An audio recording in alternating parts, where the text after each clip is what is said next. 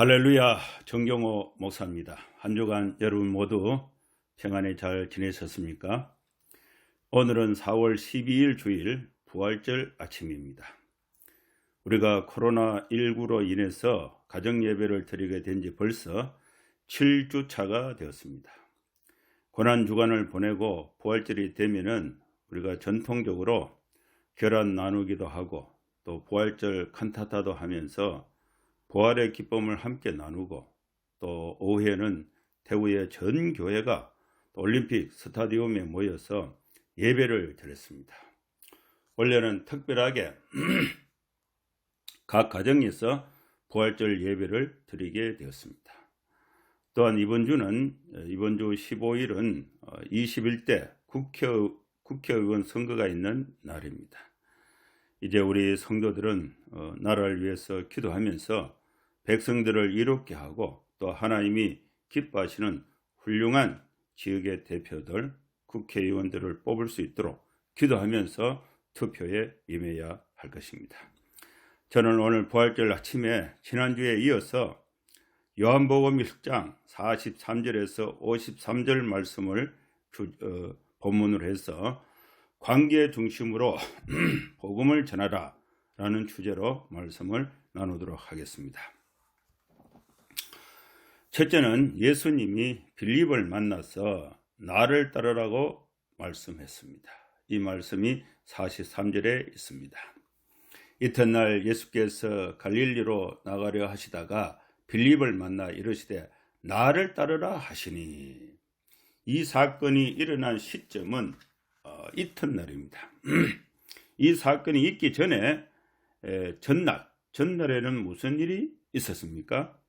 전날은 요한의 제자였던 안드레가 예수님의 제자가 되어서 자신의 형제였던 베드로에게 메시아를 만났다고 말하면서 안드레가 베드로를 예수님께로 데려온 사건이 있었습니다.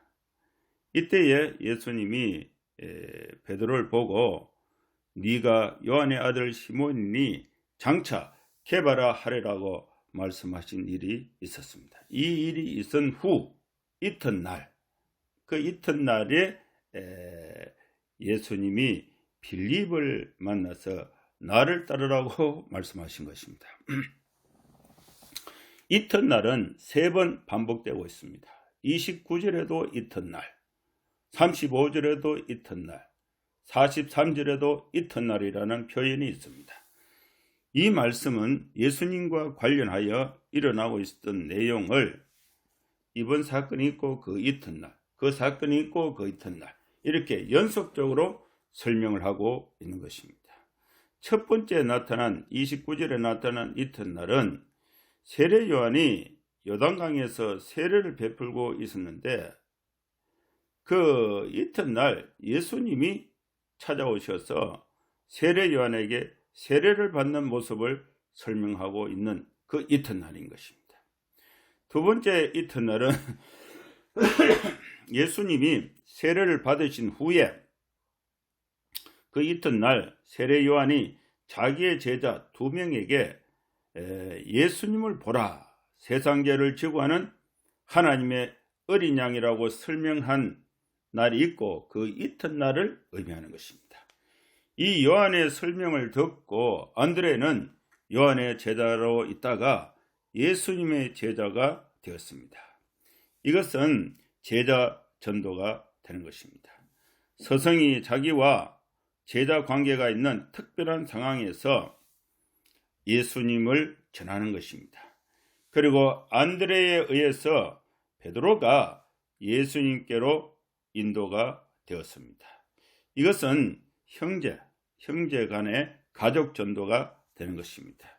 세 번째 이튿날은 안드레가 예수님의 제자가 되어서 베드로를 예수님께로 인도한 이후 그 이튿날, 이날이 예수님은 빌립을 만나고 또 빌립이 자기 친구인 나다나엘에게 예수님을 메시아로 소개하고, 그래서 나다나엘이 예수님을 만난 날, 이것이 바로 세 번째 이튿날인 것입니다. 이 과정에서는 친구 전도가 나타납니다. 스승이 제자에게 전도, 그 다음에 형제간의 가족 전도, 그 다음에 같은 동네 사람, 친구 전도. 이것이 오늘 본문을 구성하고 있습니다. 이튿날이 3번 지나면서 놀라운 현상이 일어났습니다. 세례 요한이 광야에서 외치는 자의 소리로 있다가 그 외침을 듣고 회개하기를 원하는 사람들, 이런 사람들을 요단강에서 세례를 베푸는 사역의 현장에 예수님이 찾아오셔서 요한에게 세례를 받게 되었습니다. 이날을 기준으로 해서 이튿날이 3번 지나게 됩니다. 예수님과 세례 요한은 아주 잘 알고 있는 친한 사이였습니다. 왜냐하면 요한의 어머니와 또 예수님의 모친은 서로 친척으로 잘 알고 있고 또 두 가문 다 경건한 신앙의 집안이었습니다. 두 여인이 모두 임신이 불가능한 상태에 있었습니다. 이 엘리사벳은 나이가 많았고 또 마리아는 처녀의 상태에 있었습니다. 그런데 동일한 천사 가브리엘이 임신의 소식을 알려주었습니다. 따라서 예수님이 요한에게 세례를 받으면서 예수님이 하나님의 아들이신 구세주, 즉 그리스도 메시아임을 요한이 알게 된 것입니다. 그래서 예수님을 통해서 예수님이 세례 요한에게 세례를 받는 그런 입장에 있었지만 그 과정에서 예수님이 메시아이심을 세례 요한에게 전하게 된 것입니다. 형식적으로는 요한에게 세례를 받으시면서 또 예수님이 요한에게 전도하신 사역이 되는 것입니다. 요한이 예수님을 전도하신 것이 아니라 예수님이 요한에게 전도하신 것입니다. 예수님에게 있던 복음이 요한에게 전해진 것은 예수님과 요한이라는 특별한 좋은 관계, 사랑의 관계, 이 관계에 의해서 이루어졌다는 것입니다. 예수님과 요한은 친한 친족 관계에 있었습니다. 요한이 예수님에게 세례를 베풀면서 예수님이 메시아임을 알고 믿게 된 것입니다. 이 사건이 있은 그 다음 날 요한은 자신의 그 가르침의 내용이 달라지게 된 것입니다. 자기를 따르는 제자들에게 나는 메시아가 아니고 우리가 진정으로 따라야 될 메시아는 예수님이라는 사실을 소개한 것입니다. 그래서 요한은 자기 제자인 안드레에게 예수님을 소개했습니다. 요한과 안드레는 서로 신뢰할 수 있는 스승과 제자의 관계, 사랑의 관계를 이루고 있었습니다. 그래서 요한이 이 사랑의 관계가 형성되어 있었던 이 제자 안드레에게 예수님을 소개할 때에 그 관계의 노선을 통해서 이 안드레가 요한이 전하는 말을 듣고 예수님을 따르게 되는 것입니다. 예수님에게서 세례 요한이 예수를 믿게 되고 세례 요한을 통해서 안드레가 예수를 믿게 되는 것입니다. 안드레에 의해서 베드로가 예수를 믿게 됩니다. 여기까지가 이튿날이 2번 지나면서 있었던 사건인 것입니다. 그래서 예수님이 요한에게, 요한이 안드레를, 또 안드레를 통해서 베드로가 예수님을 메시아로 알고 믿게 된 것입니다. 이 과정이 어떻게 진행되고 있는가를 보면은 예수님의 이 전도의 원리를 발견할 수가 있습니다. 3번째 이튿날에 예수님이 빌립을 전도하는 장면이 있습니다. 빌립이 베세다에서 갈릴리로 나가라 하시다가 예수님이 베세다에서 갈릴리로 나가라 하시다가 빌립을 만났습니다. 이 말씀이 44절 말씀에 있습니다. 한번 읽어봅니다. 빌립은 안드레와 베드로와 한 동네 베세다 사람이라. 이 베세다라는 이 동네에 함께 살고 있었던 그 친구들이 안드레와 베드로가 이 동네에 살았는데, 이 안드레와 베드로는 형제가 아니고 빌립은 같은 동네 사람, 친구들입니다. 예수님이 빌립을 만날 때에 예수님과 같이 있었던 사람들은 먼저 예수님을 메시아로 소개받고 믿고 또 예수님의 제자가 된 안드레와 베드로와 예수님이 함께 서 있으면서 예수님이 이제 빌립을 전도하는 장면을 안드레와 베드로가 현장에서 목격을 하고 있는 것입니다. 둘째는 이 빌립이 나다나엘에게 예수님을 소개했습니다. 이 사실이 45절 말씀에 있습니다. 빌립이 나다나엘을 찾아 이르되 모세가 율법에 기록하였고 여러 선지자가 기록한 그 일을 우리가 만났으니 요셉의 아들 나사렛 예수니라. 베세다 사람, 같은 동네 안드레와 베드로와 같은 동네에 살고 있었던 이 빌립을 예수님이 전도를 했습니다. 빌립을 만나서 나를 따르라. 이 말씀에 빌립이 예수님을 메시아로 믿고 따르게 됐습니다. 그래서 이 빌립이 이제 예수님을 만난 이후에 자기의 친구였던 나다나엘을 찾아갑니다. 그게 45절이죠. 나다나엘을 찾아가서 이 빌립이 예수님을 만난 이후 그의 삶이 달라졌는데 나다나엘을 찾아가서 그에게 말을 합니다. 그 말한 내용이 모세가 율법에 기록하였고 여러 선지자가 기록한 그 일을 우리가 만났으니 요셉의 아들 나사렛 예수니라. 이 나다나엘은 어떤 사람이 있는가를 여기서 알 수가 있는데, 모세의 율법을 읽고 있었던 사람, 그리고 여러 선지자가 기록한 글을 읽고 있었는데, 모세가 율법에 기록하고 선지자가 기록한 그 내용은 메시아가 온다, 메시아 예언에 대한 모세의 율법과 선지자의 글을 읽고 또 그걸 기다리고 또 그 메시아 대망 사상을 갖고 있었던 이 나다나엘, 빌립, 이 사람들이 추구하고 있었던 그 신앙의 상태를 여기서 알 수가 있습니다. 그런데 그 모세와 또 모세의 율법과 선지자가 기록한 그 메시아, 그분을 빌립이 만났다는 것입니다. 그분을 만나는데 그분의 이름이 누구냐? 요셉의 아들 나사렛 출신 예수라는 것입니다. 이 말을 들은 나다나엘은 빌립에게 다시 질문을 합니다. 어떻게 나사렛에서 무슨 선한 것이 날 수 있느냐? 여기서 이제 빌립은 물러서지 않고 나다나엘에게 와서 보라, 이렇게 말을 합니다. 여기서 선한 것은 메시아, 즉 그리스도를 의미합니다. 나다나엘은 구약 성경의 예언을 다 알고 있습니다. 선한 것은 메시아, 또 그리스도인데 이 그리스도는 나사렛에서 난다는 예언이 없습니다. 모세의 율법에도 없고 선지자의 글에도 없습니다. 선지자의 글이었던 미가서 5장 2절에 보면은 메시아는 유대 땅 베들레헴에서 출생한다는 예언이 있습니다.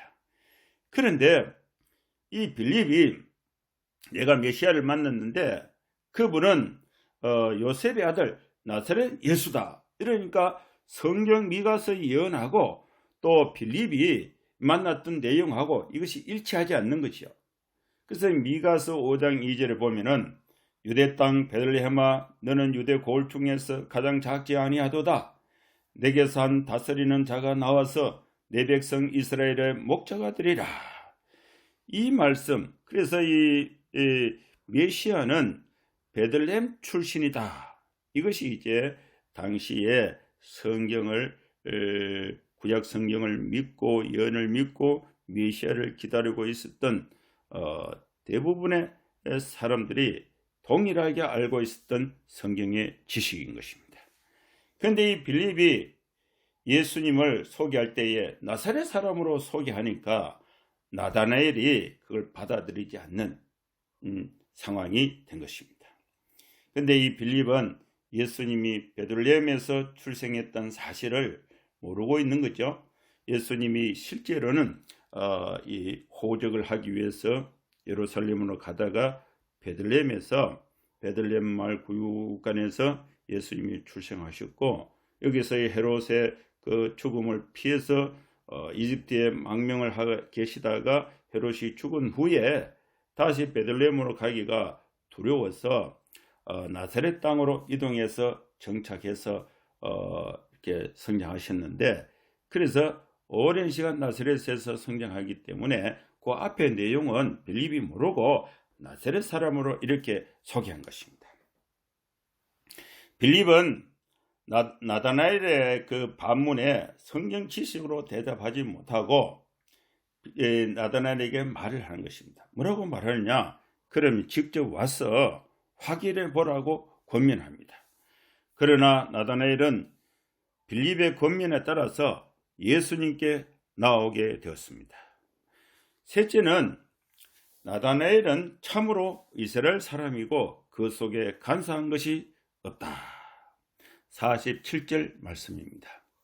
예수께서 나다나엘이 자기에게 오는 것을 보시고 그를 가리켜 이르시되, 보라, 이는 참으로 이스라엘 사람이라 그 속에 간사한 것이 없도다. 예수님은 나다나엘이 오는 것을 보았습니다. 나다나엘은 빌립의 전도를 받았습니다. 그런데 나다나엘은 자신이 알고 있는 성경의 지식으로는 나사렛에서 메시아가 날 수 없다는 것입니다. 그런데 빌립이 간곡하게 와서 보라는 이 전도를 받고 예수님께로 인도함을 받았습니다. 예수님은 이 나다나엘을 보고 그의 내면과 또 사람 됨됨이를 두 가지로 평가했습니다. 첫째는 참으로 이스라엘 사람이라. 이스라엘 사람은 둘로 구분할 수가 있습니다. 참으로 이스라엘 사람, 진짜 이스라엘 사람이 있고, 또 그렇지 못한 이스라엘 사람, 가짜 이스라엘 사람이 있습니다. 이스라엘 사람은 선택받은 하나님의 백성들입니다. 이들은 오실 메시아를 성경의 약속대로 믿고 따르는 사람입니다. 가짜는 혈통적으로 이스라엘 사람이지만은, 그리고 또 지형적으로 이스라엘 땅에 살고 있지만 성경의 약속을 믿지 않고 따르지 않는 사람들입니다. 둘째는 그 속에 간사한 것이 없다는 것입니다. 나다나엘은 진실한 사람이었습니다. 간사한 것이 없는 사람이었습니다. 예수님은 밖으로 표현되지 않는 사람의 내면의 진실과 진심을 알고 계십니다. 결국 나다나엘은 메시아이신 예수님을 알게 되었습니다. 나다나엘은 예수님께 질문을 합니다. 그 질문의 내용이 48절 이후에 있습니다. 48절 이후에 보면은 넷째로 우리가 생각할 수 있는 것은, 우리가 믿음을 가지면은 보지 않고 말씀을 듣고 믿음을 가지면은 더 큰 일을 보게 된다는 것입니다. 나다나엘은 예수님을 만나자마자 예수님의 자신의 심령의 상태를 정확하게 표현을 하시는 것을 보고 깜짝 놀랐습니다. 그래서 질문을 하게 되는데, 그 질문이 48절에 있습니다. 48절을 읽어봅니다. 나다나엘이 이르되 어떻게 나를 아시나이까? 예수께서 대답하여 이르시되, 빌립이 너를 부르기 전에 내가 무화과나무 아래 있을 때에 보았노라. 예수님의 대답은 네가 무화과나무 아래 있을 때에 보았노라고 하셨습니다. 나다나엘은 무화과나무 아래에서 있었습니다. 거기 혼자 있었습니다. 그 나무 아래에서 본인이 생각하고 있었던 것을 아무에게도 표현하지 않았는데, 그 내용을 예수님이 알고 계신 것이. 그래서 이 나다나엘이 예수님에 대해서 신앙을 고백하게 되는데 깜짝 놀라게 된 것입니다. 그의 생각을 예수님이 두 가지로 표현해 주셨습니다. 그 내용이 49절에 있습니다. 49절 말씀을 봅니다. 나다나엘이 대답하되 랍비여, 당신은 하나님의 아들이시요 당신은 이스라엘의 임금이로소이다. 예수님을 만난 나다나엘은 두 가지 고백을 합니다. 예수님에 대해서 첫째는 예수님 당신은 하나님의 아들이십니다. 둘째, 예수님 당신은 이스라엘의 임금이십니다. 예수님이 나다나엘의 이 두 가지 고백을 듣고 그 고백에 대해서 대답을 하시는데 그 대답하시는 내용이 50절에서 51절 말씀입니다. 이 말씀을 한번 읽어보겠습니다. 예수께서 대답하여 이르시되 내가 너를 무화과나무 아래에서 보았다 함으로 믿느냐? 이보다 더 큰 일을 보리라. 또 이르시되 진실로 진실로 너희에게 이르노니 하늘이 열리고 하나님의 사자들이 인자 위에 오르락 내리락 하는 것을 보리라 하시니라. 예수님의 대답은 믿음으로 이보다 더 큰 일을 보게 된다. 나다나엘은 무화과나무 아래에서 생각하고 있었던 것을 예수님이 알아주시니까 예수님을 하나님의 아들과 이스라엘의 임금으로 고백을 한 것입니다.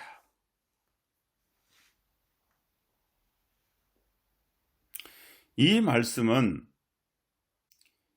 이 고백 위에 예수님은 이보다 더 큰 일을 보게 되리라 이렇게 말씀하셨는데, 이보다 더 큰 일은 하늘이 열리고 하나님의 사자들이 인자 위에 오르락 내리락 하는 것을 보리라는 것입니다. 이 나다나엘은 그 심령 속에 간사한 것이었고 참 이스라엘 사람이라 이 말씀, 그리고 또 이보다 더 큰 일을 보리라 이 말씀은 이 나다나엘과 관련해서 이 말씀은 야곱과 관련이 있는 말씀입니다. 야곱은 간사한 사람이었습니다. 그런데 야곱은 아버지 이삭의 축복을 받았습니다. 이 과정 속에서 야곱은 간사하게 아버지를 속이고 또 배가 고픈 상태에 있었던 형 에서에게 팥죽 한 그릇을 주면서 형이 받아야 할 축복을 가로채게 된 것입니다. 그래서 간사한 사람이죠. 그래서 이 야곱은 형의 보복이 두려워서 함께 살지 못하고 부모 형제를 떠나서 밧단 아람으로 떠나게 됩니다. 그 말씀이 창세기 28장 10절에서 19절에 있습니다. 야곱이 브엘세바를 떠나 하란으로 향하여 가더니 한 곳에 이르러서 해가 지니라. 거기서 유수 가르고 그곳에 한 돌을 가져다가 베개로 삼고 거기 누워 자더니 꿈에 본적 사닥다리가 땅 위에 서 있는데 그 꼭대기가 하늘에 닿았고, 또 본적 하나님의 사자들이 그 위에 오르락 내리락 하고, 또 본적 여호와께서 그 위에 서서 이르시되 나는 여호와니 너의 조부 아브라함의 하나님이요 이삭의 하나님이라. 네가 누워있는 땅을 내가 너와 내 자손에게 주리니 내 자손이 땅의 티끌같이 되어 네가 서쪽과 동쪽과 북쪽과 남쪽으로 퍼져나갈 것이며 땅의 모든 족속이 너와 내 자손으로 말미암아 복을 받으리라. 내가 너와 함께해서 네가 어디로 가든지 너를 지키며 너를 이끌어 이 땅으로 돌아오게 할지라. 내가 네게 허락한 것을 다 이루기까지 너를 떠나지 아니하리라 하신지라. 야곱이 잠이 깨어 이르되 여호와께서 과연 여기 계시거늘 내가 알지 못하였도다. 이에 두려워하여 이르되 두렵도다. 이곳이여 이것은 다름 아닌 하나님의 집이요 이는 하늘의 문이로다 하고, 야곱이 아침에 일찍이 일어나 베개로 삼았던 돌을 가져다가 기둥으로 세우고 그 위에 기름을 붓고 그곳 이름을 베델리라 하였더라. 하나님은 야곱에게 나타나셔서 그의 이름을 이스라엘로 바꾸어 주셨습니다. 야곱은 하나님을 만나고 이스라엘이 되었습니다. 빌립의 전도에 의해서 예수님 앞으로 나오게 된 나다나엘에게 예수님은 이 사람은 간사한 것이었고 참 이스라엘 사람이라고 했습니다. 우리는 예수님을 만나야 합니다. 예수님을 바라보아야 합니다. 우리는 예수님을 만나고 바라보면서 예수님이 하나님의 아들이시고 이스라엘의 임금이라는 사실을 믿어야 합니다. 예수님을 믿으면 더 큰 일을 보게 됩니다. 이보다 더 큰 일은 두 가지입니다. 첫째는 하늘이 열리는 것을 보게 됩니다. 우리가 살고 있는 지상의 세계는 하늘의 세계를 다 설명할 수가 없습니다. 더 큰 일은 지상의 세계를 넘어서 하늘이 열리는 것을 보게 되는 것입니다. 둘째는 하나님의 사자들을 보고 또 하나님의 사자들이 인자 위에 오르락 내리락 하는 것을 보게 될 것입니다. 그 옛날 야곱이 보았던 것을 우리도 보게 될 것입니다. 이제 말씀을 정리해 보겠습니다. 요단강 세례터에서 요한은 경건한 신앙의 가문으로 친척간이었던 예수님에게 세례를 베풀면서 자신이 베풀었던 그 세례를 베풀었던 예수님이 메시아임을 알고 믿게 된 것입니다. 그래서 예수님이 세례 요한이 안드레가 베드로 또 같은 동네 사람 빌립이 자기 친구 나다나엘 이렇게 사람들이 이 예수님을 메시아로 믿게 되는 것입니다. 이렇게 예수의 복음이 전달되는 과정을 자세히 살펴보면은 그냥 전달되는 것이 아니고 관계 중심으로 복음이 전해지고 있다는 사실입니다. 따라서 우리는 관계를 소중히 해야 하는 것입니다. 관계는 복음을 전하는 통로가 되기 때문에 그렇습니다. 우리 인간은 혼자는 행복할 수가 없습니다. 관계를 통해서 행복할 수가 있습니다. 관계가 있어야 사랑을 할 수가 있고 또 사랑을 해야 좋은 관계를 가질 수가 있습니다. 그래서 우리는 관계를 소중히 해야 하는 것입니다. 이 관계는 서로 신뢰하고 존중하고 행복과 만족을 주는 사랑의 관계인 것입니다. 사랑은 복음입니다. 이 사랑의 복음이 서울역 기관차 안에 있다고 우리가 가정해 봅시다.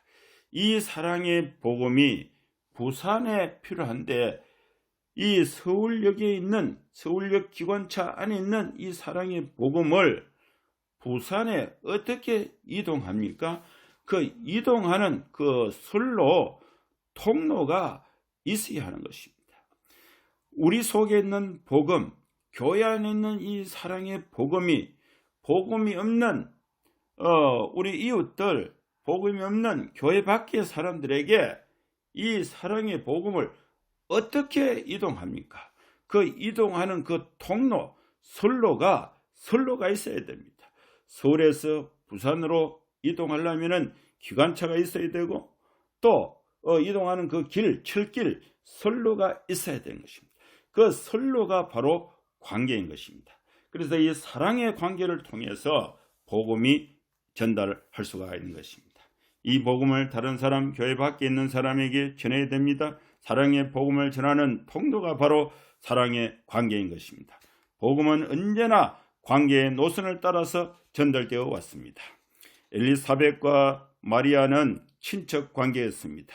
친척 간에 사랑이 있는 좋은 과목, 친척 간에 사랑이 있으면 그 가문은 행복하고 화목하고 또 하나님의 뜻을 펼칠 수 있는 통로가 됩니다. 그래서 우리 성도들은 친척 간에 사랑 있고 화목한 관계를 맺어야 하는 것입니다.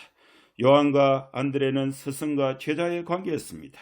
스승과 제자는 미워하는 관계가 되면 안 되고 사랑이 있는 관계가 되어야 됩니다. 스승과 제자 간에 진실로 사랑하면은 거기에 행복이 있고 사랑이 있고 그리고 또 그 관계를 통해서 복음을 전할 수 있는 통로가 되는 것입니다. 안드레와 베드로는 형제 관계였습니다. 형제 간에 사랑이 있으면은 화목한 것입니다. 스승과 제자 간의 사랑이 있으면 행복한 것입니다. 그래서 우리는 친척 간에 행복해야 되고, 또 스승과 제자 간에 행복해야 되고, 형제 간에 행복해야 됩니다. 화목해야 됩니다. 이 관계를 통해서 복음을 전할 수가 있는 것입니다. 빌립과 나달에는 친구 관계였습니다. 친구 간의 사랑이 있으면은 행복하고 또 좋은 사회가 되는 것입니다. 그 사랑의 관계를 통해서 복음을 전할 수가 있는 것입니다. 사랑은 좋은 관계를 만들고 또 좋은 관계는 행복을 만들어냅니다. 우리 성도들은 행복한 가정, 행복한 형제관계, 행복한 사회생활을 가져야 합니다. 이 관계를 통해서 복음을 전달할 수 있는 관계가 형성이 되는 것입니다. 사랑의 관계가 단절되면 가정이 불행하게 되고 사회가 불행하게 됩니다. 복음을 전하고자 하는 성도들에게 하나님의 축복이 함께해 주십니다. 가족 관계를 좋게 축복해 주십니다. 친구 관계를 좋게 축복해 주십니다. 직장 관계를 좋게 축복해 주십니다. 사회 관계를 하나님이 좋게 축복해 주십니다. 이렇게 사랑의 관계로 좋아진 노선을 따라서 우리 성도들은 복음을 전하는 통로를 만들어야 하는 것입니다. 하나님께서 복음을 전하고자 하는 사명을 가진 우리 성도들에게 좋은 사랑의 관계로 하나님이 축복해 주실 것을 주의 이름으로 축원합니다. 이제 기도하겠습니다. 개인과 가정, 또 교회와 한국교회, 또 대구와 또 대한민국, 또 우리 선거를 위해서 한번 기도하겠습니다. 하나님 아버지, 부활절 아침에 오늘 우리가 이렇게 가정에서 하나님의 말씀을 듣고 찬송을 드리고 하나님 앞에 예배를 드렸습니다. 하나님 아버지, 관계 중심의 복음 전도에 대해서 우리가 말씀을 드렸습니다. 하나님 아버지, 나를 기준으로 해서 친척 간에, 또 스승과 제자 간에, 또 친구 간에, 이웃 간에 우리가 사랑의 불씨가 되어서 좋은 사랑의 관계를 맺어서 나도 행복하고 내 가정도 행복하고 내 이웃도 행복하고 행복한 사랑의 관계를 만들어서 이 관계의 노선을 통해서 하나님 죄를 구원하고 영생을 주시는 복음을 전달할 수 있는 우리 성도들의 이 전도의 사명을 충실하게 감당할 수 있도록 우리 개인과 가정을 하나님 축복하여 주시옵소서. 하나님 아버지, 우리 교회를 붙잡아 주시고 한국 교회를 붙잡아 주시옵소서.